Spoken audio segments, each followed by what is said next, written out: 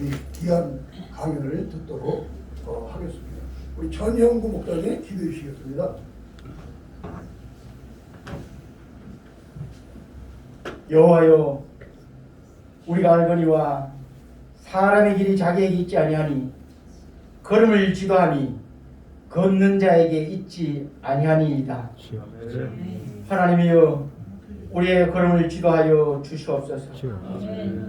하나님, 카이로스 아카데미의 선교회에 걸음을 지도하여 주시옵소서. 하나님이 세우신 자유 대한민국의 걸음을, 앞길을, 장래를 책임지시고 지도하여 주시옵소서. 여호와의 눈은 온 땅을 두루 감찰하사 전심으로 자기에게 향하는 자에게 능력을 베푸신다고 하였습니다.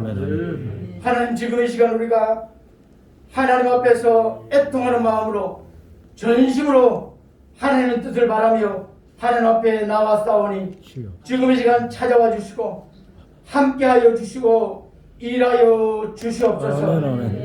하나님 아버지, 우리의 마음이 온전히 하나님 앞에 드려질 때 역사의 주인 되신 하나님께서 일하여 주시고 찾아와 주시고 이 나라의 민족을 책임져 주시옵소서. 하나님 아버지, 우리가 골리앗 앞에 선 다윗의 심정으로 이 시간 기도하기를 원합니다. 너는 칼과 창과 단창으로 내게 오거니와 나는 만군의 여호와의 이름으로 내가 모여가는 이스라엘 군대 하나님 이름으로 내게 가노라. 하나님 아버지, 이 각오와 결단으로 나가기를 원합니다. 전우사호가 막혔습니다. 하나님이여, 안타까움의 현실을 봅니다. 오직 역사의 주인 되신 하나님 앞에 기도하며 애통하며 부르짖기를 원합니다. 우리의 개인의 생사의 하나님 앞에 달려 있습니다. 이 나라의 흥왕성쇠가 하나님 앞에 달려 있사오니 하나님이여, 기도하면서 1948년도 5월 31일 하나님 헌법을 만들었습니다. 나라를 건국하였습니다. 하나님 아버지, 책임져 주시옵소서. 하나님의 뜻 가운데서 세운 이 나라 하나님께서 불쌍히 여기시고 절체절명의 순간에 하나님께서 책임져 주시고 주인 되어 주시고 붙잡아 주시옵소서. 하나님이 이 시국에 우리 장로님 세우셨습니다. 한교안 장로님을 통해서 나팔수로 세우시고 기도하게 하시고 돌이키게 하시고 많은 사람을 제 선봉에 서서 나를 품고 기도하게 하고 깨우치고 방향을 잡고 이끌어 나가십니다. 힘을 다하여 주시옵소서. 어떤 위협과 걸림돌이 있더라도 담대하게 헤쳐나갈 수 있게 하나님께서 힘이 되어 주시옵소서. 지금 이 시간 말씀을 듣습니다. 시국에 대한 정확한 또 우리가 지적을 받을 때 기도 제목을 발견하게 하여 주시옵소서. 아멘하며 마음을 열게 하여 주시옵소서. 애통하며 하나님 앞에 다시 한번 부르짖는 시간이 되게 하여 주시옵소서. 그렇게 일하시고 응답하시고 찾아와 주실 주님께 감사드리오며 예수님 이름으로 기도드립니다. 아멘. 예, 감사합니다. 우리 바로 황교안 총리님 소개 안 하셔도 저희들이 잘 아니까요. 소개는 생략이 있고요. 바로 박수로서 우리 총리님 모시도록 하겠습니다.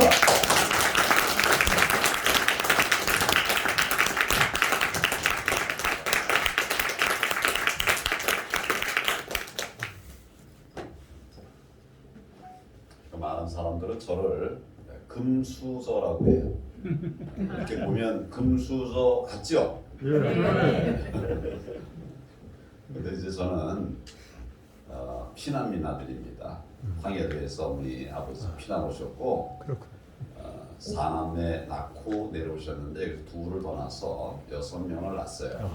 제가 막내입니다. 피난 와가지고 이렇게 많은 자녀들을 기르려고 하다 보니까 얼마나 힘들었겠어요. 굉장히 힘들었고 제가 살던 동네는 서울에 용산구 산천동이라는 동네 이름 자체가 우선 산천동이니까 어떤지 대충 아시겠죠? 산꼭대기예요. 산꼭대기, 예, 맞아요. 저는 어릴 적 사진이 없어요. 어릴 적 사진은 3장인가 4장인가 있어요. 그러니까 사진 찍을 만큼도 안 됐다는 소리죠. 그 내 기억에 보면 동네에 우선 카메라 있는 집은 거의 없습니다. 어느 집 한 집이 있었어요. 무슨 저 이렇게 공장을 하는 집이 하나 있었는데 거기 카메라가 있더라고요. 다른 사람들은 카메라가 대부분 없었고 우리도 없었고. 그래서 어릴 적 사진이 없고 1년이면 한 두세 번, 서너 번 이렇게 사진사가 이렇게 순회 촬영을 합니다. 그리고 돈 있는 사람은 또 그 중에도 돈 있는 사람은 또 사진을 찍는데 우리는 그 잘 없으니까 내 기억에 말 타고 하나 이렇게 목마 같은 거 타고서 사진 찍은 거 하나 있고 우리 어머니 또 누님하고 셋이 이렇게 찍은 거 하나 있고 뭐 거의 그런 것 같아요. 그런 정도로 이제 어려운 상황에서 낳고 자랐는데 예수님을 알고 나서부터 내 삶의 변화가 왔어요. 사실은 저는 그 공부하라는 말을 처음 들은 것이 교회에서 처음 들었습니다. 우리 어머니는 날들어 나가 놀으라고 계속 말씀하셨어요. 왜냐하면 형들 누나들 그 좁은 집에 바글바글 있는데 이 막내가 또 왔다 갔다 돌아다니면 방이 될 거 아닙니까? 그러니까 우리 어머니가 날들어 교환아 나물 좀 캐고 가서 나 놓아. 계속 나가 놀으라는 거예요. 그래서 저는 제 사명은 노는 건 줄 알았어요. 엄마가 이제 놀으라고 그러니까 뭐 우리 반에서 잘 사는 동네도 아닌데 그 동네에서 내가 40몇 등을 했어요. 반에서 40몇 등. 전교에서 40몇 등이 아니고 그랬어요. 근데 교회를 처음 갔더니 우리 담임에서 선생님이 옛날에 반사라고 그랬죠. 반사 선생님이 이제 나한테 그렇게 얘기를 해요.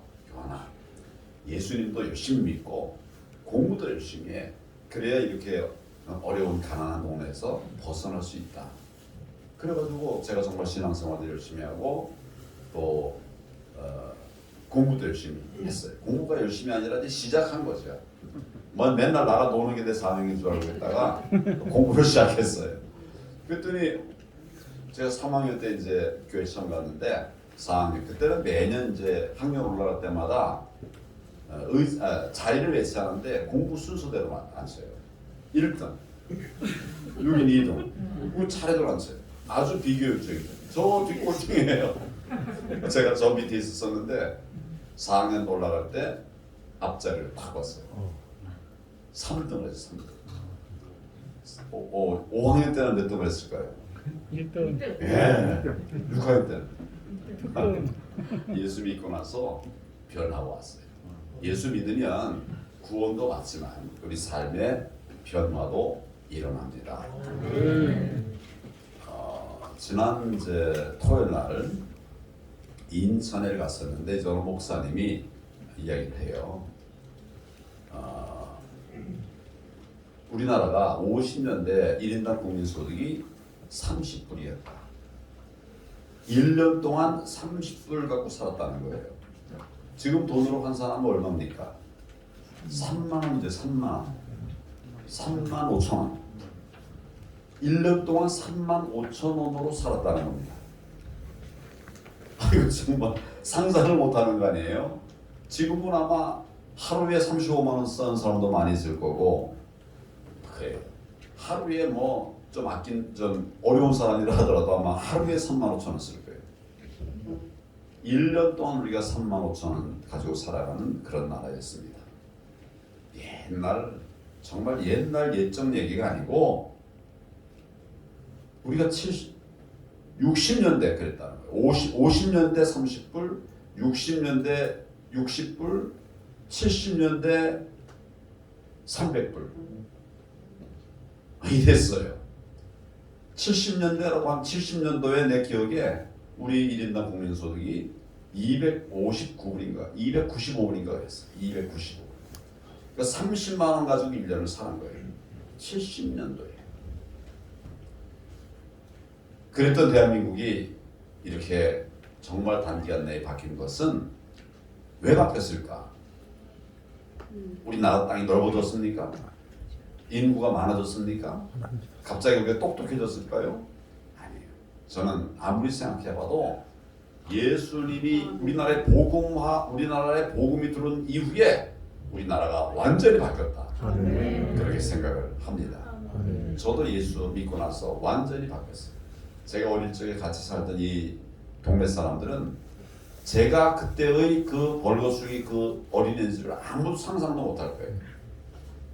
예수 믿고 나서 제가 바뀌었고 공부도 하게 되고 또 고시도 패스해서 검사도 되고 또 나중에는 장관도 되고 총리도 되고 저는 이런 모든 은혜들이 내가 잘나서 그렇게 됐다라고 생각하지 않습니다. 하나님께서 뭐 저도 많이 노력을 했죠. 남들보다 잠 자고 노력을 하고 공부도 하고 뭐 그렇게 했지만 그러나 노력하고 공부하는 사람은 어디 있습니까? 다들 그렇게 노력하고 많은 사람들이 애를 쓰는데도 하나님께서 제게 특별한 은혜를 주셔서 세계에서 가장 나라 가운데서도 그 중에서도 또 가장 가난한 정말 무명의 저를 하나님께서 세워서 오늘에 이르도록 그렇게 하신 것입니다.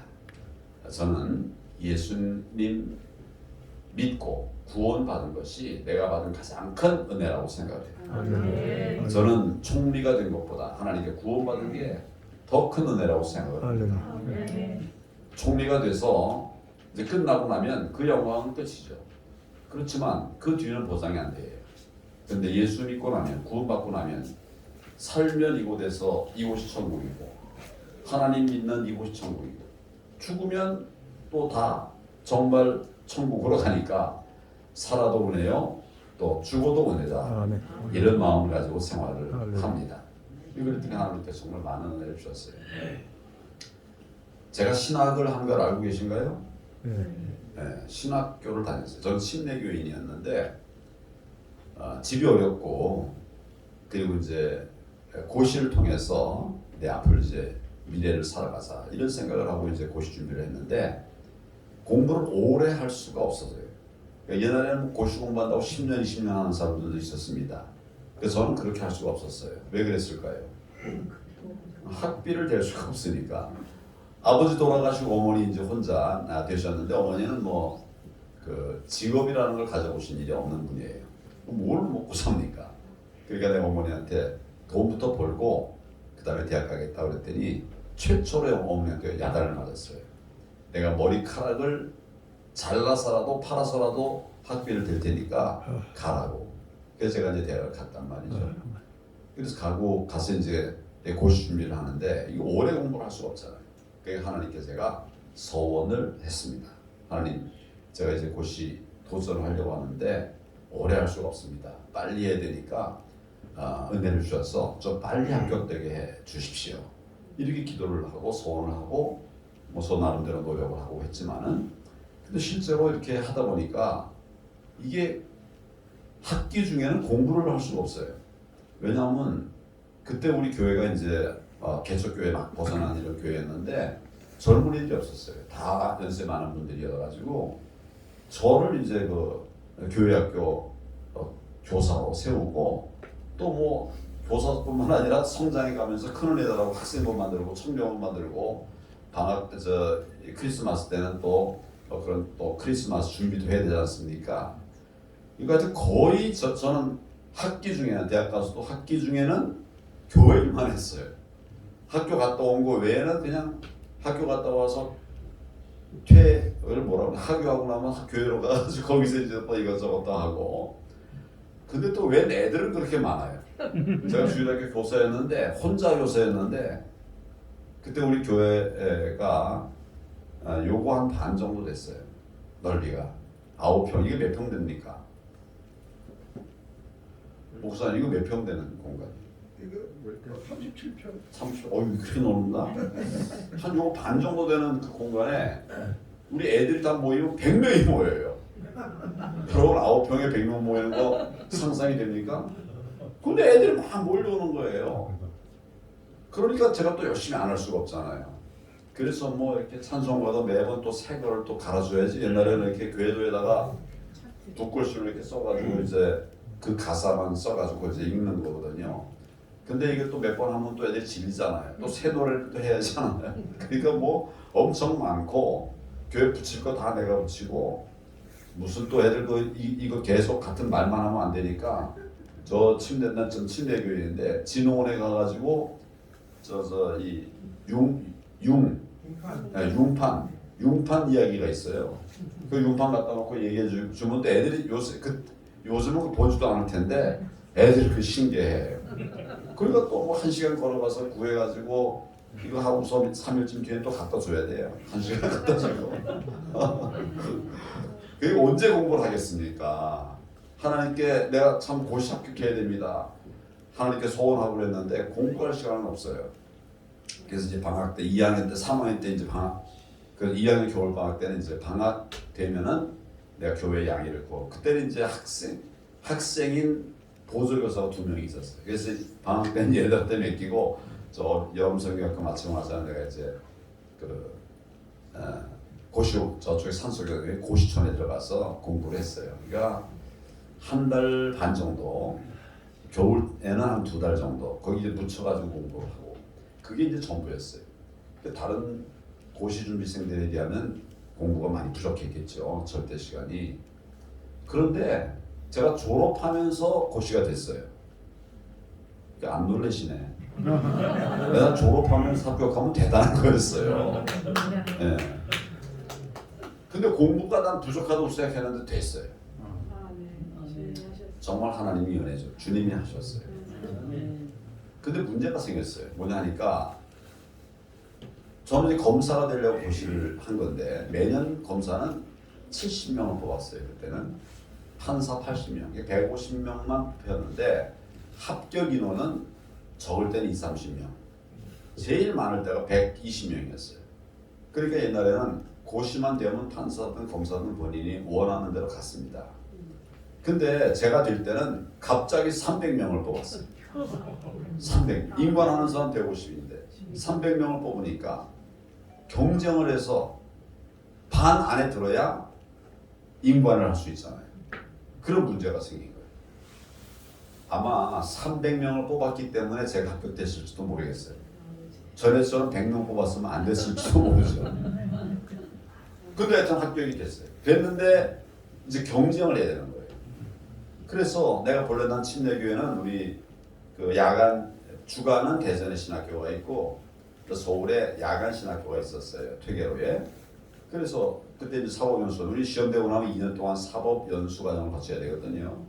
그 연수원은 이제 이 서소문에 있었어요.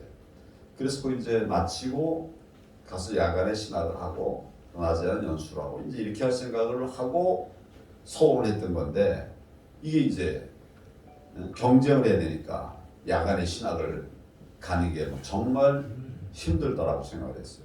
이 보통 사람들도 아니고 다 전국에서 다 모여서 고시 공부해가지고 우수한 사람들 모여가지고 그때만 해도 지금보다 훨씬 더 어려웠습니다. 그런 사람들하고 경쟁을 하는데 반쪽짜리 공부를 해가지고 어떻게 되겠습니까? 그래서 하나님께 소원을 했어요. 기도를 했어요. 하나님 빨리 합격시켜주셔서 정말 감사합니다. 근데 문제가 생겼습니다. 300명을 뽑아가지고 이제 경쟁을 해야 됩니다. 그래서 주간에는 사법연수원 또 야간에는 신학교 하면 둘 다 안 될 것 같습니다. 그래서 신학교 가는 거는 좀 나중으로 미루면 어떻겠습니까? 이게 이제 연수과정 지금 마쳐야 되니까 신학은 나중에 하면 어떻겠습니까? 이렇게 하나님께 사실 기도를 했어요. 근데 하나님이 답을 안 주셔요. 답을 안 주셔요. 며칠을 정말 간절히 기도하는 전 절박하지. 지금 웃으면서 얘기하지만 그때는 절박하지 않습니까? 그래서 이제 그 했는데 답이 없어요. 며칠 지나고 나서 내 안에서 야 누가 널더러 소원하라고 그랬냐? 네가 스스로 소원한 거 아니냐? 네가 빨리 합격시켜주면 내가 신학을 해서 흔들림이 없는 믿음의 젊은이로 살겠습니다. 네가 약속한 거 아니냐? 하나님의 음성이 하나님의 메시지가 아니라 내 안에서 그런 답이 나오더라고요. 정말 그래요. 빨리 합격시켜달라고 그랬어요. 하나님께서 빨리 정말 빨리 합격시켜 주셨는데 실력도 안 되는 거를 합격시켜 주셨는데 되고 나니까 딴소리 한다. 내 안에서 그런 깨달음이 와가지고 기도를 멈추고 진학을 했습니다. 그 낮에는 이제 사법연수원 과정에서 공부하고 저녁에는 신학교를 갔어요. 그러니까 사법연수원 과정은 굉장히 힘듭니다. 그 수재들이 모여서 치열하게 이제 하니까 시험을 볼 때는 1년에 2번 보는데 한 번에 시험 볼 때 한 달을 봐요. 시험. 그러니까 하루 시험 보고 하루 안 보고, 하루 보고 하루 안 보고. 그 안 보는 동안 쉬라는 게 아니라 그 다음 날 볼 그 하는 거죠. 그러니까 저는 거의 그 시험 때는 하루에 2시간씩 자고 그 한 달을 버틴 거예요. 그래도 우리 아내를 사귀고 있을 텐데 언제가 시험 끝나고 나서 만났더니 나를 못 알아보더라고. 저기서 이제 가고 있는데 못 알아보고 있어요. 워낙 그냥 반쪽이 돼가지고 그랬다고 그러더라고요. 그렇게 고생을 했습니다만은 그러나 하나님이 둘 다 합격시켜 주셨어요. 그래서 검사도 됐고 신학교도 우수한 성적으로 들었습니다. 저는 신앙생활하면서 늘 먼저 그의 나라와 그의 의를 구하라. 이 말씀을 내 신앙의 좌우명으로 삼고 살았습니다. 하나님께서 그래 했더니 정말 내가 상상할 수 없는 그런 은혜를 주셨어요. 제 고시 동기들이 300명인데 그 중에 총리된 사람은 나밖에 없습니다. 그렇죠? 장관 된 사람이 있나? 예, 뭐 대법 지금 이제 그 헌법재판소장이 뭐 제 동기인데 뭐 장관도 없는 것 같아요. 얼마나 놀라운 일입니까? 그 산청동 산꼭대기에 있는 얼버숭이 그 소년이 이렇게 바뀐 거예요. 이거를 어떻게 제가 공부 열심히 해서 그랬다. 아무리 봐도 그렇게 해석을 할 수가 없어요. 하나님의 은혜입니다. 우리나라가 이렇게 된 것은 우리가 잘해서 그런 거 아니에요. 우리 밥 맞는 역사 얼마나 열심히 살았습니까? 그렇지만 가난하고 못 살고 다른 나라에 지배받던 나라로 살아오지 않았습니까? 70년, 70몇 년 전에 우리가 지배받고 살지 않았습니까? 계속 중국에서 어떤 때는 일본에서 우리 치고 와서 늘 도란했던 그런 나라 아닙니까? 지금은 잘 살게도 되었고 누가 우리나라를 침공할까? 북한 빼고는 그런 염려하면 사는 사람이 없지 않습니까? 이런 행복한 나라가 되었는데 저는 이 모든 것이 하나님의 은혜라고 생각을 합니다. 그런데 지금 최근 들어서 우리가 하나님의 궤도를 벗어나고 있다. 하나님의 은혜를 주었더니 우리가 그 궤도를 벗어나고 있다. 이런 생각을 많이 합니다. 제가 총리 마치고 나서 이제 전국을 다니면서 이렇게 강연 간증을 많이 했어요. 그때 제가 얘기했던 메시지의 핵심은 이런 것입니다. 교회가 교회 담에 갇혀 있다. 교회가 교회 담에 갇혀 있다. 초대교회에 하나님께서 주신 메시지는 핍박이 올지라도 흩어져서 복음을 전해라. 예루살렘과 온 유대와 사마리아와 땅끝까지 이르러 나의 증인이 되어라. 이것이 예수님의 메시지였어요. 그래서 예루살렘 교회가 박해받으니까 흩어지고 퍼져서 뭐 안디옥으로 가고 어디로 가고 나중에 로마까지 복음을 전한 거 아닙니까? 그런데 지금은 우리가 교회 안에 갇혀 있어요. 교회 안에 갇혀 있어요. 세상을 향한 메시지를 못 내고 있고 세상을 향한 투자를 안 하고 있고 사람 길러서 교회 일하는데 전념하게 하지 세상을 바꾸는 그런 인재로 키우지를 못하고 있어요. 그러니까 세상이 우리 교회 말을 우습게 생각합니다. 세상이 우리 교회의 말을 우습게 생각합니다. 우리가 3.1 운동 때 그때는 우리 크리스천들이 70만이라고 그러던가요? 혹시 아시는 분이 있는지 모르겠는데 제가 얼핏 들은 건 그렇게 들은 것 같아요. 70만밖에 되지 않았었는데 3.1운동 33인 중에 16명이 반이 우리 크리스천이었어요. 맞아요. 세상에 영향력을 미쳤다는 소리죠. 우리가 6.25 전쟁이 났을 때 나라가 불과 며칠 만에 부산까지 다 밀려가지고 낙동강 전선이 흔들리고 있을 때 우리 크리스천들이 모여서 회개 기도를 했습니다. 2주 동안 회개 기도를 했어요. 금식 회개 기도를 했어요. 그런 간절한 기도의 소리를 하나님께서 들으시고 미국을 움직이시고 유엔을 움직이시고 케네디가 아니라 누구예요? 메가더 장군을 움직여가지고 불가능이 가능이 되게 하시고 북한에 대응할 수 있는 그런 틀을 만들어 주셨습니다. 미국이 참전 결정을 한다? 이거 놀라운 것입니다. 그로부터 불과 몇 달 전에 에치슨 라인이라고 해가지고 우리 한국을 방위선에서 빼버렸어요. 빼버렸어요. 옛날에 그런 게 아니라 불과 4개월 한 5, 6달 전에 그 라인에서 빼버렸어요. 맞아요. 그런데 전장에 내서 다시 참전을 결정을 한다?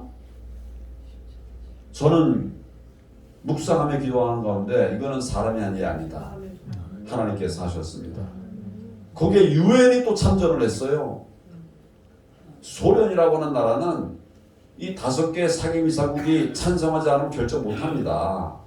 근데 마침 그때 소련의 대표가 뭐 다른 일이 있어가지고 나간 상태에서 상임이사회가 열려가지고 4명만이 해가지고 이 통과를 시킨 겁니다.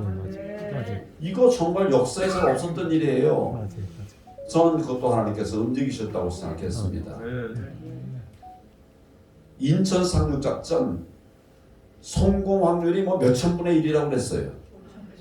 뭐 도전할 수가 없는 것인데 상륙작전을 하는데 이거 배 타고 밑에서 쫙 보다가 갑자기 탁 나타나야 되는데 이 인천은 그냥 이 뻘 아닙니까 뻘 노출이 다 되잖아요.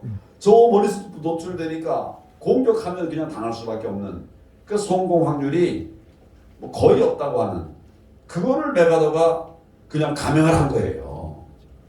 그래서 이겼는데 여러분 메가더의 기도를 보셨죠?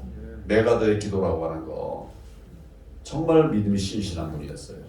그러니까 아마 깊이 기도했고 이 위기를 어떻게 할까요? 하나님께서 답을 주십시오. 그 답 따라 갔을 거예요. 그래서 인천 상륙작전이 성공을 했습니다.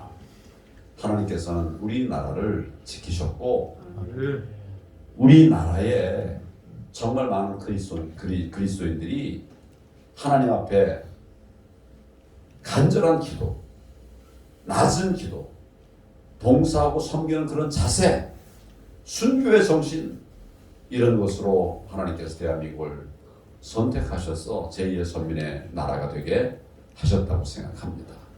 그렇게 잘 살게 된 것도 그런 것인데 그때는 세상에 우리 기독교인들이 상징이었어요. 방향이었어요. 선도였어요. 우리가 이렇게 가자 하면 그렇게 가는 거예요.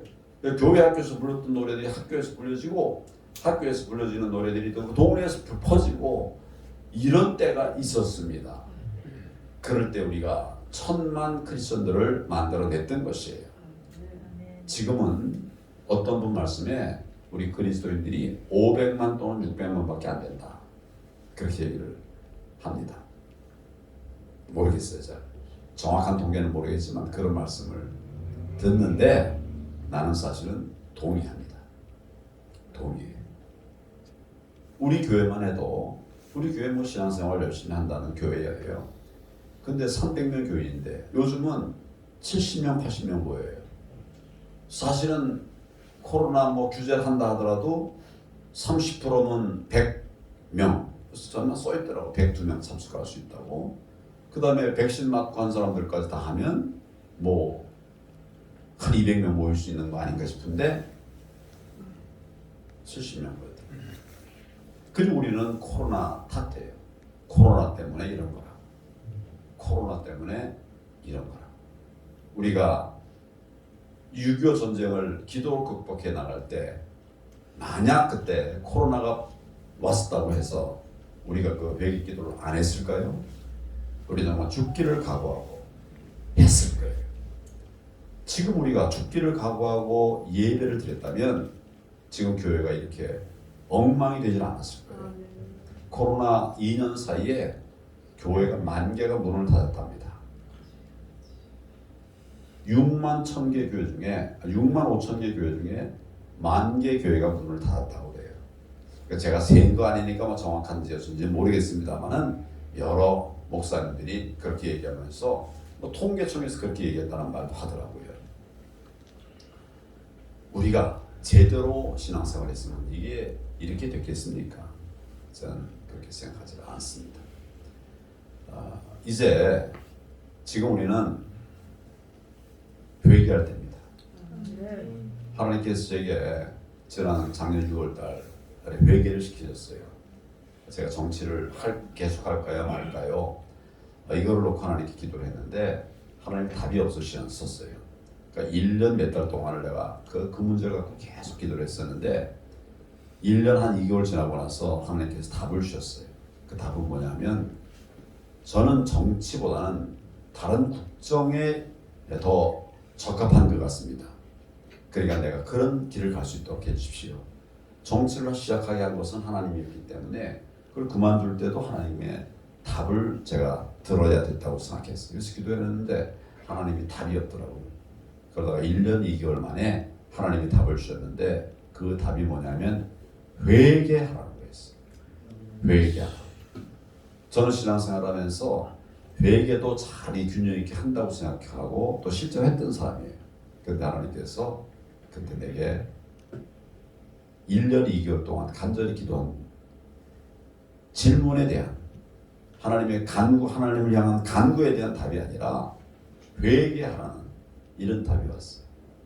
그래서 깜짝 놀래가지고 회개를 시작했습니다. 회개를 시작했더니 정말 상상도 못했던 그런 회개거리들이 막 나왔어요. 다 정치한 이후에 문제들이었습니다. 다 정치한 이후에 하나님께서 인도하시고 방향을 가르쳐 주시는데도 내가 사람들의 말을 듣고 정치인들의 말을 듣고 그 길을 예수님께서 하신 길을 다 따르지 않은 것이죠. 다른 게 많습니다만은 다 따르지 않은 것이죠. 하나님께서 그거를 회개시키셨어요.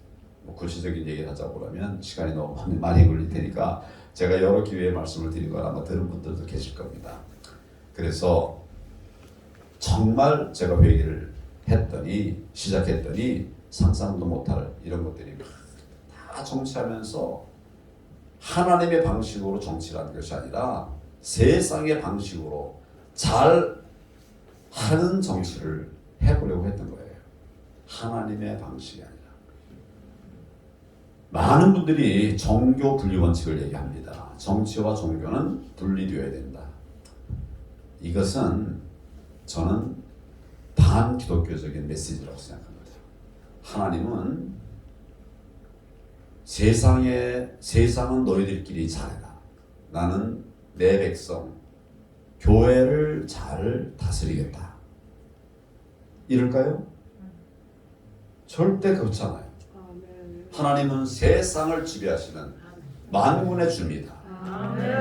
교회는 하나님이 세상을 다스릴 때 귀중한 하나님의 아들, 딸, 자녀, 제자로 훈련하는 훈련 공간이지 하나님이 여기서만 역사하시는 게 아니에요. 그렇지 않습니까? 하나님이 이스라엘에서만 역사하십니까? 다른 이방 나라에도 하나님께서 다 지배하시고 하시잖아요. 예. 그런데 우리가 세상을 향한 소금과 빛의 역할을 하지 못하고 있는 거, 이걸 하나님께서 다 회개시키시는 거예요. 정말 정치라면서 내가 경험하지 못했던 불순종의 이런 정말 나쁜 경험을 한 거예요. 근데 그때는 그걸 깨닫지 못했어요. 워낙 세계를 가고 할 일이 많으니까. 근데 하나님이 집중적으로 기도하시면서 그런 것들이 다 생각이 나고, 정말 어느 날은 제가 이제 회개 기도를 마치는데 회개의 제목들이 쫙 흘러가더라고요. 주마등이라는 거 보셨죠? 주마등처럼 회개의 제목들만 쫙 지나가요. 교만하다, 자고했다, 남 탓했다, 네가 공 차지하려고 했다. 이런 회개의 제목들이 막 지나가요. 회개를 하는데 이런 것들이 막 지나가니까 막 더 가슴이 찢어지더라고요. 어떻게 내가 이런 사람이 됐는가. 죄인 중에 정말 괴수라고 고백하지 않을 수가 없었습니다. 그래서 그 기도하는 동안에 다른 것을 도무지 더 구할 수가 없었어요. 그냥 계속 회개만 했습니다. 하나님 용서해 주십시오. 그리고 일어날 수 있도록 새 힘을 주십시오. 이렇게 하고 싶은 말이 그런 마음이 있는데 계속 그거를 제가 차단하고 회개에만 집중하고 있어요. 13일째 되는 날 하나님께서 이런 메시지를 주셨습니다. 응답을 주셨어요. 이제 회개는 어느 정도 됐다. 내가 너를 이렇게 세우니 다시 나가라. 그 정치를 다시 하라는 말씀이에요. 그 정치를 다시 시작했는데 그때 하나님께서 내게 두 가지 사명을 주셨어요. 하나는 첫째는 나라가 이렇게 어려워진 것은 목회자들의 타락 때문이다. 이렇게 말씀하셨어요. 나라가 이렇게 어려워진 것은 정치인들의 책임도 아니고 행정가들의 책임도 아니고 교회의 타락 때문이다. 가만히 생각해 보니까 우리가 일제로부터의 해방을 맞이할 때 그 앞장선 사람들이 우리 그리스도인들이었어요. 그리스도인들이 만약에 그런 역할을 안 했다고 하면 과연 우리가 해방이 되었을까? 6.25 전쟁이 났을 때 다들 당황하고 허겁지겁 했지만은 우리 그리스도인들은 모여서 회개하면서 기도했습니다. 그래서 대한민국을 지켜낸 것이죠. 근데 우리는 그 위기의 때에 그렇게 하지 못하고 있는 이 부분을 하나님이 지적하시는 것이에요. 나라가 어려운데 그 잘못을, 그 책임은 교회 목회자들의 타락됩니다. 이렇게 말씀을 하시면서 교회가 재정도 엉터리로 사용하라. 또 교만하고 겸손하지 못하고 그리고 세상이 잘못하는 것에 대해서 저항도 하지 않고 우리가 신사참배한 게 뭡니까? 세상이 잘못하는 것에 대해서 저항한 거 아닙니까? 그런데 정부가 잘못하는 것에 대해서 교회가 저항하지도 않고 또 북한에다가 돈을 퍼주어서 그 돈들이 북한의 어려운 주민들을 위해서 사용되는 것이 아니라 결국 다시 우리 남한으로 내려와서 좌경화되는 우리 사회주의를 만들어가는 종잣돈이 되게 하고 자금이 되게 하고 그리고 그것이 결국 우리 교회, 하나님의 교회를 망가뜨리고 핍박하는 그런 재원이 됐다. 전 깜짝 놀랐어요. 아니 우리가 북한 주민을 향해 준 것이 얼마가 된다고 그것이 우리에게 교회를 탄압하는 그런 자금이 되었단 말입니까? 그런데 그런 하나님 감동을 주시고 나니까 북한이 무슨 돈이 있어서 정말 우리나라를 도와주고 우리의 좌파를 지원하고 그렇게 했겠습니까? 무슨 돈으로 간첩을 파송하고 간첩에게 활동 자금을 줬겠습니까? 지금 북한은 제2의 고난의 행군 시대를 지나가고 있습니다. 90년대 적게 말하는 사람은 30-40만 명이 죽었고 많이 말하는 분은 300만 명이 북한 주민이 죽었다고 굶어 죽었다고 합니다. 지금이 그때보다 더 심한 고난의 행군의 때라고 하고 있어요. 그런데 북한에서 돈 받은 사람이 있어요. 북한 돈이 여기 들어왔어요. 그런 것들이 있다는 말이죠. 액수의 다과를 따라서 성도의 헌금이 잘못 쓰여졌고 그 중에 특별히 어떤 교회들은 북한이 그걸 갖다 퍼주는데 북한에 가서 그 퍼주다가 올무에 걸려가지고 다시 돌아와서도 북한에 걸리고 이 정부도 그거 다 알고 있는데 거기 걸리고 이래서 말도 한마디 하지도 못하고 이렇게 입 다물고 있다. 회개하라. 둘째는 정부가 잘못하는 것에 대해서 교회가 뭉쳐서 싸워야 된다. 교회가 뭉쳐서 저항해야 된다. 비판해야 된다. 이렇게 말씀을 하세요. 하나님은 싸우기를 좋아하시는 분은 아니죠. 그렇지만 불의와는 늘 싸워 이기셨던 분이 하나님입니다. 지금 교회가 무너지고 있는데 정부가 잘못하고 있는데 가만히 들어가 있다 이 말이죠. 아까 제가 10,000개 교회가 문을 닫았다고 말씀을 드렸습니다만은 아마 큰 교회들이 뭐 큰 교회 아니라도 작은 교회라도 뭉쳐서 정부에 대해서 아마 저항했으면 이렇게 못했습니다. 예배를 30% 드리라 그러니까 철꼭 30%다 그냥 전국이 다 30% 드리고, 물론 아닌 것도 있었지만 뭐 대부분이다. 코로나가 지금 3등급이다. 20%만 드려라. 20%만 드려. 10%만 드리라 하니까 10%만 드려. 저는 이런 모습을 보면서 속으로 정말 분노했어요. 우리가 왜 세상 정부에 따라서 예배를 드립니까? 하나님보다 세상을 더 중시하고 그 말을 따른 거예요. 제가 기도하는 가운데 하나님께서 교만하다, 목회자들이 타락했다 하는 말씀 중에 하나 주신 말씀이 이런 거예요. 어떤 교회는 목회자를 하나님보다도 더 섬긴다는 거예요. 맞아. 그게 바로 우상 아닙니까? 저는 정말 사실 참기 어려워요. 그래서 하나님께서 회개를 했으라고 그럴 때 이제 가서 큰 교회를 다 다니면서 회개를 촉구했습니다. 다소 촉구하고 해서 어떤 분들은 받아들이기도 하고 받아들이지 못하는 분들도 있더라고요. 근데 하나님께서 하나님 그 힘든 일을 왜 나한테 시키십니까? 그랬더니 그 교회 목사들은 네가 아니면 듣지도 않는다. 듣지도 않는. 그러니까 무슨 변화가 있겠냐. 그래서 제가 다 다녔고요. 또 하신 게 작년 6월 27일인데 바로 그 다음날 인천 연수을에서 지난 4.15 총선 이후에 첫 번째 재검표가 있었어요. 이 재검표라는 것은 뭐냐면 투표한 다음에 개표하지 않습니까? 근데 이상하다. 그래서 이의 제기를 하고 소송을 내니까 이걸 이제 투표했던 것을 다 걷어들여 가지고 투표함에 이렇게 보관을 하는 거예요. 봉해 놓은 거죠. 그랬다가 이제 그 법원 일정에 따라서 열어서 다시 한번 이제 보고 한번 재검표하고 그걸 토대로 재검증을 하고 과연 이 부정선거였나 아니었는가를 판단하고 이런 게 일련의 절차예요. 그런데 이제 그 첫 번째 재검표를 본래 이런 그 모든 절차들은 재소일로부터 180일 이내에 처리하게 되어 있습니다. 6달 이내에 처리하게 되어 있어요. 그런데 6달이 뭡니까? 1년 넘도록 가지고 있다가 첫 번째 재검표를 했어요.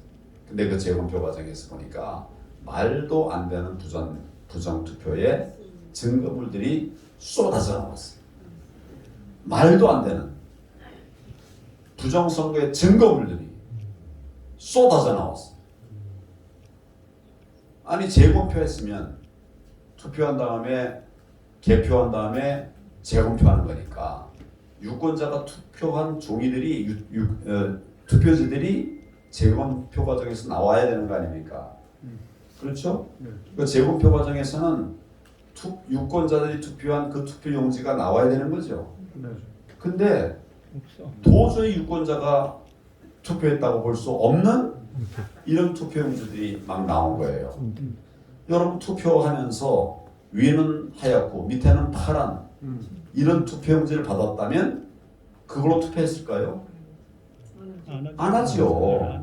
그러니까 민경우 의원이 공모를 했어요. 이런 거 있었으면 10억 가져오면 내가 10억을 주겠다. 아무도 안 나오는 거예요. 그런 투표지를 했을 택이 없지요. 그 다음에 한 번도 접지 않은 빳빳한 투표지들이 쏟아져 나왔어요. 우리 투표할 때 다 접어서 넣죠. 다 접어 넣죠. 법에도 접어서 넣도록 돼 있어요. 왜 그럴까요? 우리의 선거의 원칙은 비밀 선거거든요. 중국은 투표할 때 다 이렇게 보여줍니다. 저 관리들에게 다 보여줘요. 나는 누구 찍었다. 나 보여주는 거죠. 투표할 때 그러신 분도 보셨을 거예요. 왜 그리 할까요? 그렇게 안 하면 내 당심이 충성심이 재평가를 받는 거예요. 그러니까 나는 충성한다. 딱. 그거 안 하려고 우리는 비밀 투표의 원칙을 법에 정했던 거 아닙니까? 그래서 우리는 법에 적게 돼 있고 다 적어서 해요. 그리고 안 적어서 해도 투표함에 집어넣고 하면 쌓이지 않습니까? 그럼 쌓이면 그거 자체가 또 누르는 거예요. 한 번도 적어놓은 적이 없는 투표지라고 하는 거는 있을 수 없습니다. 그래서 이제 그때 초기에 이제 부정선거 이슈하던 사람들이 선관위에 물었답니다. 왜 이게 한 번도 접히는 적이 없느냐? 그랬더니 선관위 답이 뭐라고 그랬는가 하면 우리가 그때 썼던 투표용지는 원형을 복구할 수 있는 원형 회복 특수용지를 썼다. 이렇게 얘기를 했어요. 그러니까 선관위원회에 이렇게 딱 자기들 게시판에 광고해가지고 어떤 아나운서가 그걸 다 설명하고 다 했어요. 우리는 그런 특수용지를 썼다. 이렇게 했어요. 그래서 제가 제공표지에 가보니까 40%는 한 번도 적어놓은 적이 없어요. 60%는 적어놓은 적이 있어요. 그러면 무슨 원형 복귀 능력 있는 종이가 어떤 거는 복귀가 되고 어떤 건 안 됐다는 소리 아닙니까? 그것도 거짓말. 있을 수 없는 일이. 그리고 안 적어서 한두 사람 있을지 몰라도 어떻게 40%가 이게 안 적어서 투표한 것들이 나옵니까? 그리고 또 특히 이제 민경 거기는 투표관리관 도장이 뻘겋게 문드러져 있는 정상적인 도장이라도 정말 제대로 아무도 볼 수 없는 이런 투표용지들이 막 쏟아져 나왔어요. 한 개표소에서 1,900명이 유권자가 투표한 것을 개표했는데 1,000장 넘게 나왔어요. 이걸 어떻게 유권자가 집어넣은 투표용지라고 말을 할 수가 있습니까? 저는 평생을 검사 생활하면서 공안부에서 간첩 잡고 불법 선거 사범 잡는 일만 한 사람이에요. 평생을. 그런 사람이 제가 가서 보니까 이거는 말도 안 되는 불법 선거예요. 그래서 제가 그때 부정선거라고 얘기를 한 겁니다. 다들 다 그냥 오불관 안 들어요. 그래서 제가 대선 후보 나갔을 때 TV 토론할 때 제가 판례를 만들어 가지고, 왜냐하면 말로 설명하면 시간이 많이 걸리니까 판례를 다 만들어 가지고 보여주면서 얘기했어요. 이거 보는 사람들은 고개를 끄덕끄덕해. 이거 보면서도 아니다 그렇게 말 못해. 근데 안 봐요. 이걸 보여서도 일부러 안 봐. 제가 이렇게 다니면서 그 옛날에 초기에는 그 사진 찍은 거 이렇게 보여주면서 설명을 했어요.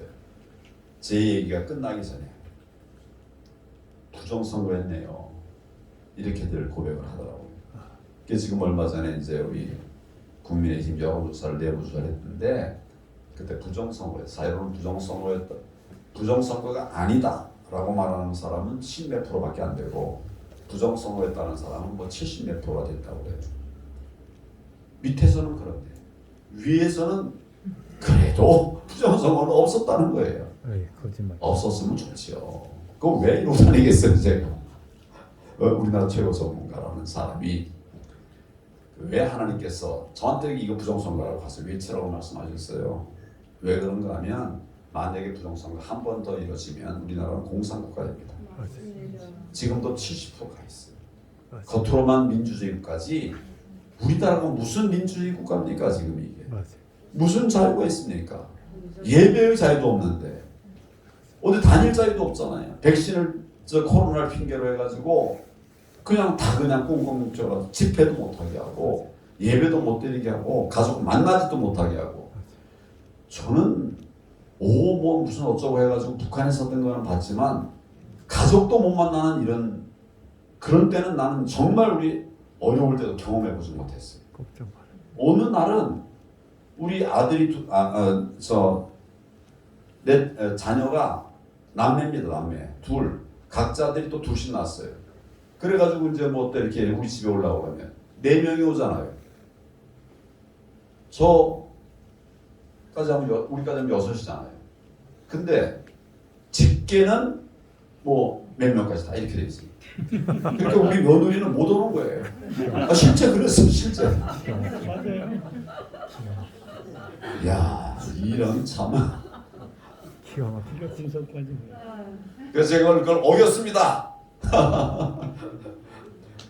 애들이 우리 며느리하고 저 외손녀가 둘이 먼저 들어오고 다른 사람 보니까 둘 들어오면 우리 가족 둘에서 4명 안에 또 한 30분 있다가 이제 우리 아들이 이거 다 여러분 공개하면 내가 구속될지 몰라요. 이렇게 무너져가고 있어요. 맞아요. 기가 막히게. 자유가 무너져가고 핍박받는데 우리가 이렇게 하나님이 분노하실 만합니다. 그래서 저는 회개를 외치고 있습니다. 정말 이제는 회개할 때입니다. 맞아요. 그런데 감사한 것은 하나님께서 회개하면 내가 너희를 다시 일으켜 세울 것이다. 이 세상을 바꿀 힘이 미국과 한국 두 나라에 있었는데 미국이 지금 많이 무너졌다. 그것도 안타까운데 한국도 지금 그렇게 되고 있다. 그렇지만 회개하면 다시 일으켜 세울 것이다. 하나님께서 정말 돌아온 탕자를 품어주시듯이 우리가 회개하면 품어주시겠다고 하는데 그거를 못하는 거예요. 그런 분들이 되게 많더란 말이지. 그러고 남 탓하고 회개하라고 할 때 그거 보라고 당신 회개하라고 그랬잖아. 나로 이제 회개가 필요합니다. 우리 모인 여러분들께서 정말 하나님께서 우리에게 주시는 마지막 기회다 이런 생각을 하고 정말 일어서야 됩니다. 제가 지금 하고 있는 것은 정치 행위가 아니라 대한민국을 살리기 위한 하나님의 사명, 저에게 주신 소명을 감당하고 있는 것인데 오늘 이 자리에 같이 계시는 분들은 정말 제가 어릴 적에 신앙생활도 열심히 공부도 열심히 해라 했던 것처럼 우리도 신앙생활도 열심히 하고 예루살렘과 유대와 사마리아와 땅끝까지 이르러서 감당해야 되는 세상의 빛과 소금이 되는 교회 안의 빛이 아니라 세상의 빛과 소금이 되는 그런 사명자의 삶을 살아가셨으면 좋겠습니다. 기도하겠습니다. 하나님 감사합니다. 우리가 하나님 앞에 실족하고 부족했지만 회개하면 다시 일으켜 세우신다고 하는 희망의 메시지를 또 아울러 함께 주셨습니다. 하나님 회개하면 됩니다. 하나님께로 돌아가면 됩니다. 무너졌던 것 일으켜 세우실 줄로 믿습니다. 나를 회개를 통해서 일으켜 세우시고 우리 교회들 대한민국을 회개를 통해서 일으켜 세우시고 이 나라를 통해서 하나님께서 세계 만방의 복음을 전하는 하나님의 뜻이 성취되는 귀한 나라가 되게 하시고 그런 역군들이 되게 주여하여 주시옵소서. 오늘 이런 귀한 기회 주신 것을 감사드립니다. 우리가 나라를 바로잡는 그 일에 부정선거를 바로잡는 그 일에 거짓을 바로잡는 그 일에 남 탓하고 사람 메말라가는 이것을 고치기 위한 그 일에 우리가 앞장서게 하여 주시옵소서. 예수님의 이름으로 기도하옵나이다. 아멘.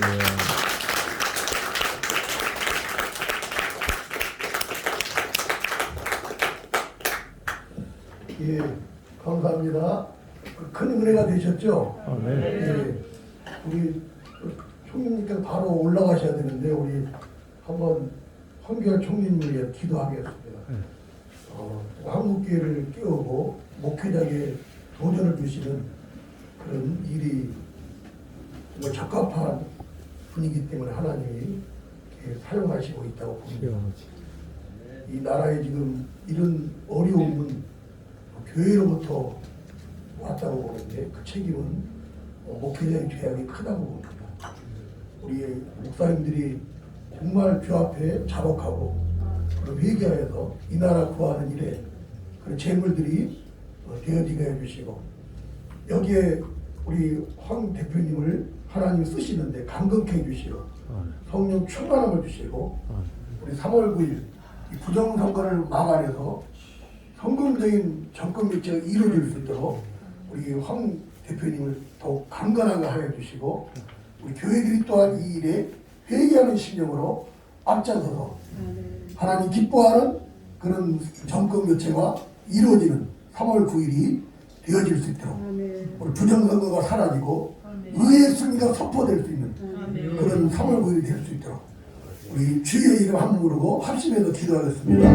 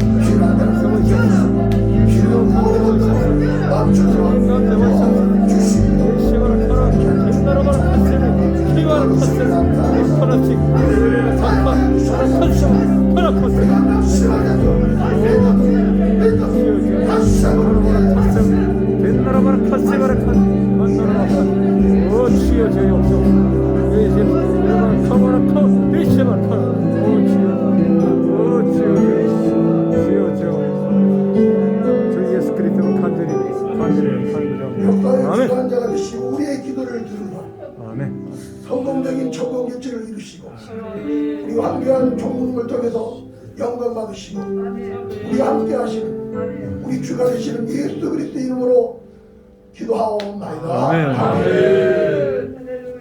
우리 황교안 대표님이 사진이요. 노래하고까지 방문 말씀이세요? 노래하고까지 방문 말씀이세요? 제가 금방 금방 내려가셨어.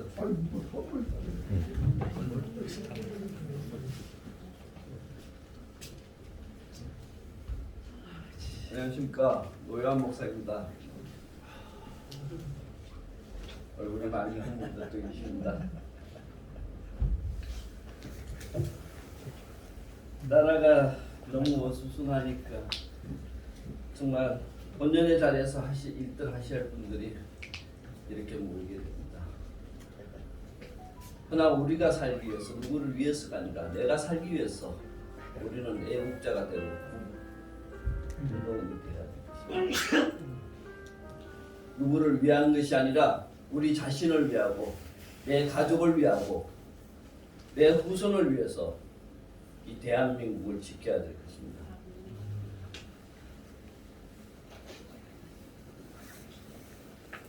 황 대표님의 말씀을 듣고 요즘 며칠간 제가 계속 같이 있었는데 참 아픔이 너무 많아요. 나라가. 정말 한 분 한 분 애국자들의 말씀을 들으면 가슴을 뜯고 눈물 안 흘릴 수가 없어. 우리가 기도는 하되 당연히 해야겠죠. 그러나 행동으로 옮겨. 저도 윤치한 목사님 옆에서 많은 일을 하면서 참 존경스러운 분이더라. 너무나 이런 분들이 한국에 많아야 되겠다. 그런 생각을 많이 하고 그걸 위해서는 육신과 여러 가지 문제로 내가 그렇게 성경 쪽에 많이 나가지는 못했습니다. 이 카이로스 아카데미에 대해서 잠깐 말씀을 좀 드리고자 하는데 윤치한 목사님이 아스팔트 구국 활동이나 복음을 지키기 위해서 진리수 운동을 하시면서 이 한국 우리 국민들이 너무나 모르는 게 많다. 현실을 모르고 매스컴도 막혀 있고 이러니까 국민들을 좀 계몽시키자. 좀 모르고 있는 것을 알려드리자. 이런 뜻에서 오래전부터 이 카이로스 아카데미를 준비를 하시고 어디 재정적으로 후원을 받는 것도 없고 또 제가 알기로는 잘할 놈이 많지 않아요. 그래서 팔 것도 없어갖고 어렵게 준비하신 것 같습니다. 그래서 우리 윤치한 목사님을 옆에서 보면서 저 역시 어떻게 좀 큰 도움을 되지 못하고 저희 교회도 저희 나름대로 우리가 수입이 좀 있었는데 교회 성금이 아니라 2019년 여름부터 한 300만 원 들어오던 개인적인 수입이 딱 막히더라고요. 그런데 얼마 전에 그 이유를 알았어요. 저희가 점포가 시의 땅과 약간의 주민인데 40년 동안은 문제가 없다가 제 신분이 무엇을 하고 있다는 게 드러나면서 저희 집에 사업자 등록을 안 내주는 거예요. 300만 원이 30개월이 얼마입니까? 그런 아픔들을 저만 겪는 게 아니라 많은 분들이 겪어요. 근데 그 속에서도 이 귀한 뜻을 갖고 많은 분들을 겹치고 계몽하고 또 우리 자라나는 세대들에게 바른 역사도 가르치고 이렇게 해서 윤치한 목사님이 어렵게 처음에 이걸 참 이것을 구하고 와보라 해서 왔을 때 우리 윤치한 목사님 등뒤를 보니까 너무나 안쓰러운 거예요. 저 월세 어떻게 감당하지? 많은 목회자들이 월세를 못 내서 교회 문을 닫는데 지금 교회 설립해서 헌금 받아서 내가 목회하겠다는 그런 게 아니라 무조건 국민들을 깨우치고 자라나는 후손들에게 바른 교육을 시키고 이 나라를 구하고자 하는 그런 일념에서 시작한 그 모습이 근데 참 힘이 되지 못하는 제가 많이 가슴이 아프더라고요. 우리 카이로스 아카데미 잠깐 소개는 걱정하고 이 책자는 이희천 교수님의 주민자치기부법 그 법이 통과되면 분명히 공산화가 되는 것은 100%입니다. 그러니까 이게 요약본을 해서 모든 분들이 끼워 보실 수 있도록 요약을 한 거니까 필요하신 분들 많이 좀 무료로 보내드립니다. 주시고 저기 생명의 빛 신인수 목사님 잠깐만 나와주십시오. 갑자기?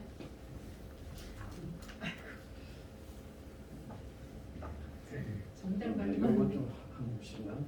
나눠드려요? 네. 지금 나눠드리는 건 바로 사랑입니다. 사랑.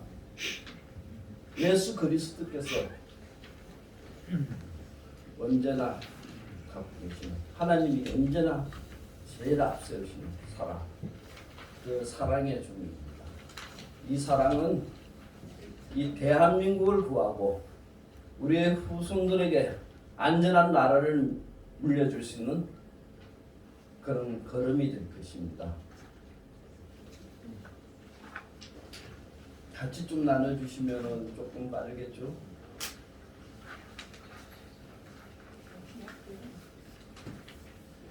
우리 아스팔트 현장에 있으면서 윤지아 목사님이 늘 오시는 분도 식사 대접해요.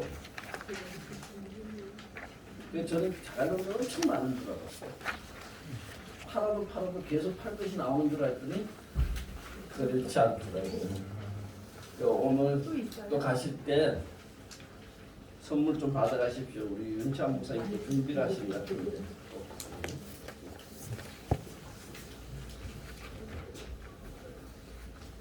이 자동 입체 신청서, 이 카이로스 윤찬 목사님의 개인으로 우리가 후원을 하고 도와주는 게 아닙니다.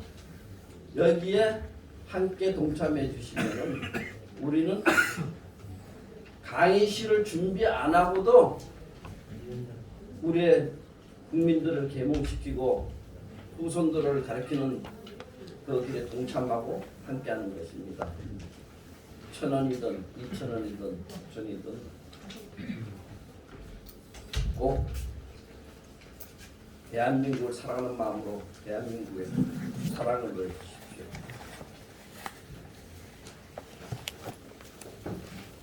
좀 이따가 이렇게 뒤에서 나중에 나가실 때 좀 제출해 받아주시고요.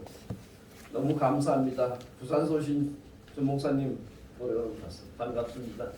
많은 분들 여기 와서 이렇게 새롭게 또 오래간만에 뵈니까 윤혜수 선교사님 전우신 같아서 반갑습니다. 네, 감사합니다.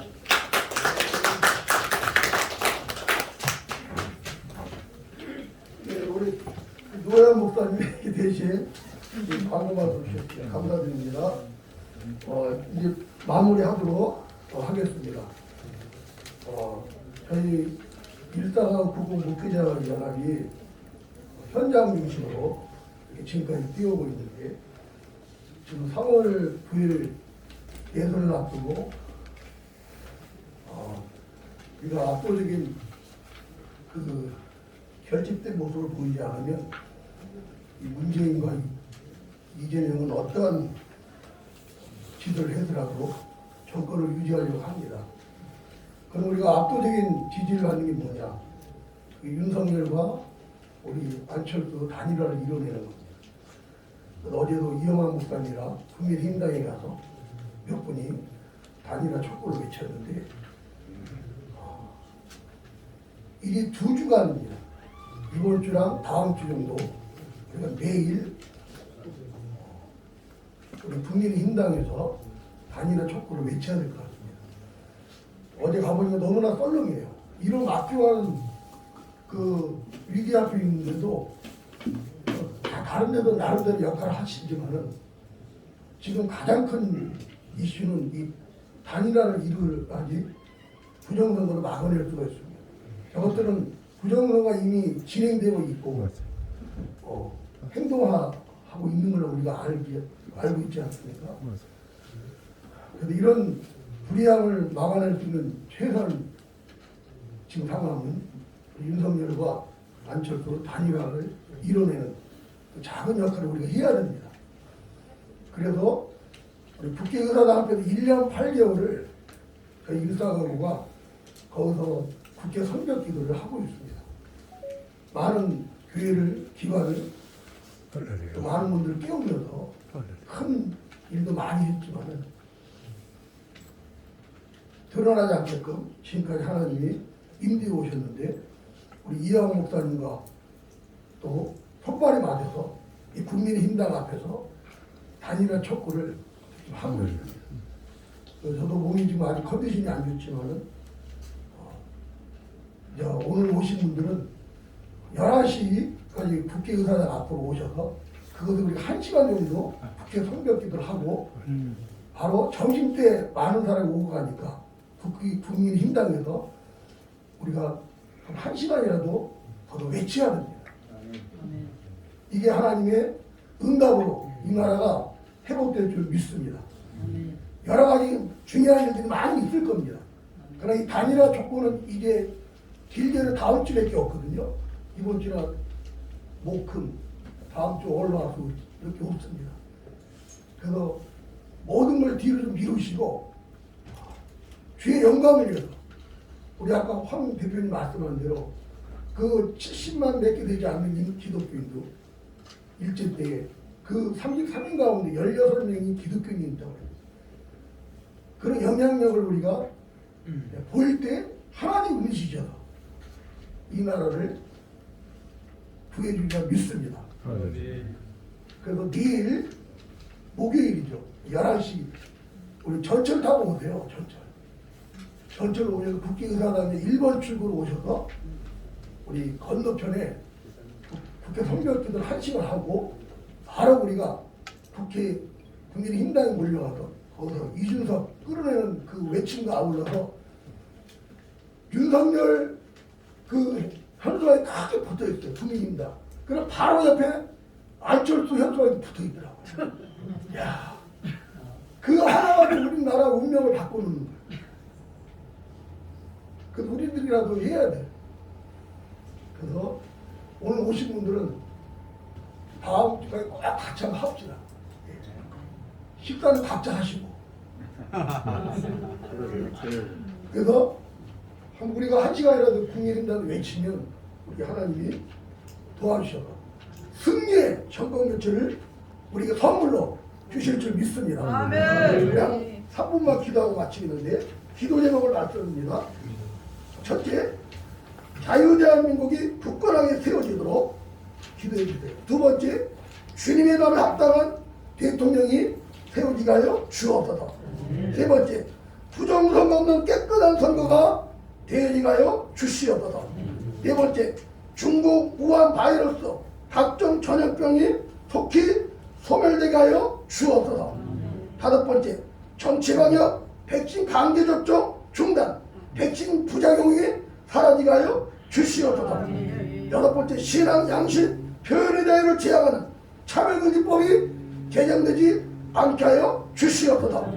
태아의 생명을 살리는 태아생명법이 제정되게 하여 주시옵소서. 보험통일 자유통일의 축복의 2020년이 되어지게 하여 주시옵소서. 북한 폐결의 조건, 중국 악마 정권이 속히 붕괴되게 하여 주시옵소서. 우리 한국교회가 이 나라를 하나님 기뻐하는 나라가 되는 게 앞장서게 하여 주시옵소서. 우리를 이렇게 사용하여 주시옵소서. 우리의 애침을 통해서 단일화를 이루어서 성공적인 승리적인 정권교체가 이루어지게 하여 주시옵소서. 그렇게 우리를 사용하여 주시옵소서. 우리 주의를 세 번으로 뜨겁게 기도하겠습니다. 주여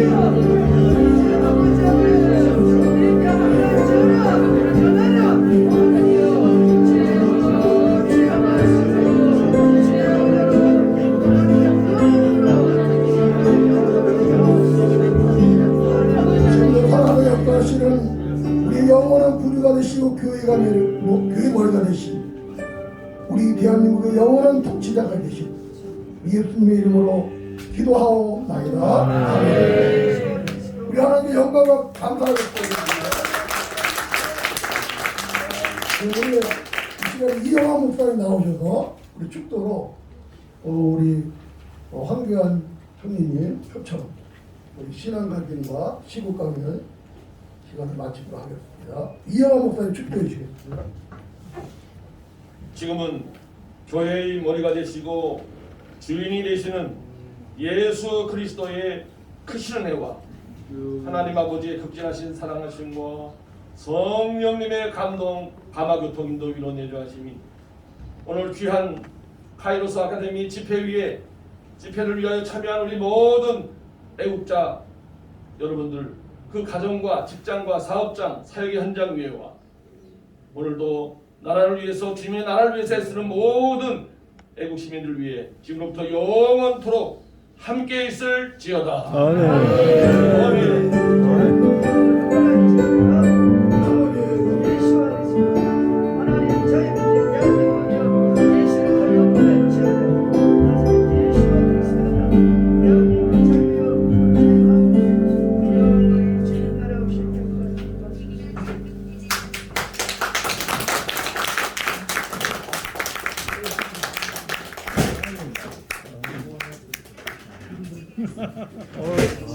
도박사.